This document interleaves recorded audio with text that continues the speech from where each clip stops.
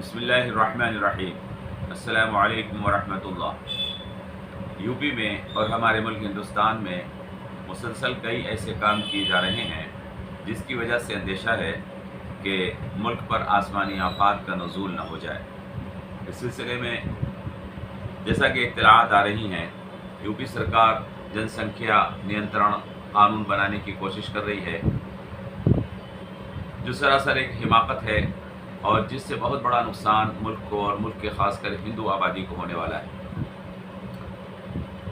बाबरी मस्जिद शहीद करने के बाद उसकी जगह अदालती पनाह में मंदिर बनाने का काम जारी है, जिसकी वजह से अंदेशा ये है कि खुदा की नाराज़गी कहीं हमारे ऊपर नाजिल ना हो जाए।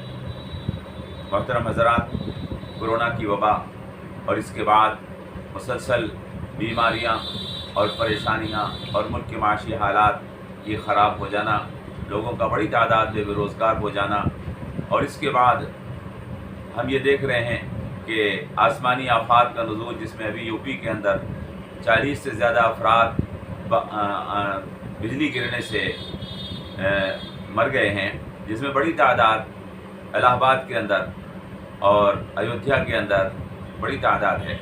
इन हालात में ज़ाहिर सी बात है कि अंदेशा है कि हमारी हुकूमत के गलत फ़ैसले कहीं इस मुल्क को और हमारी रियासत को बर्बाद न कर दें।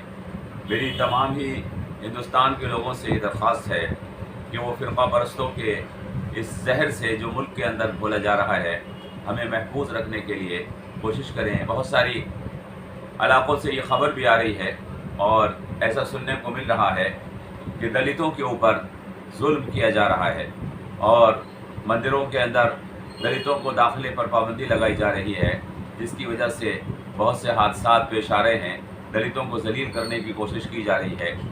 इन लोगों को इन हरकतों से बाज आना चाहिए, वरना मुल्क के लिए ये चीज़ बहुत ख़तरनाक है। इंसानों की इज़्ज़त इंसान होने की हैसियत से होनी चाहिए। यहाँ से जातिवाद को ख़त्म होना चाहिए और जो लोग जातिवाद की बुनियाद के ऊपर अपनी फ़ौक़ियत और अपनी बरतरी समझते हैं, उनको इससे बाज आना चाहिए। इस मुल्क के सब लोग, दलित खासकर जिनको अछूत कहा जाता है और जिनको अति दलित कहा जाता है, वो इस चीज़ के मुस्तहिक़ हैं कि उनके साथ हमदर्दी की जाए, उन्हें मसावात और बराबरी का साथ दिया जाए। ये इस्लामी तालीमात हैं और यही इंसानी एहतराम है।